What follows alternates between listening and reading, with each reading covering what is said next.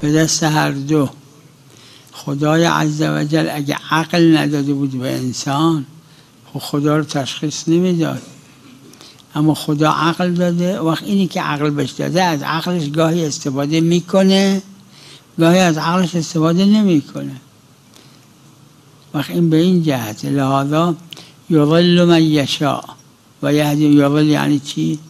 یعنی خدا دستشو نمیگیره برسونتش به هدایت، راهنمایی میکنه و میذارتش به هوای خودش، اون تبعیت نمیکنه. خلاصه خدای عزوجل مسبب الاسباب، اسباب را تسبیب میفرماد، سببیت درست میکنه.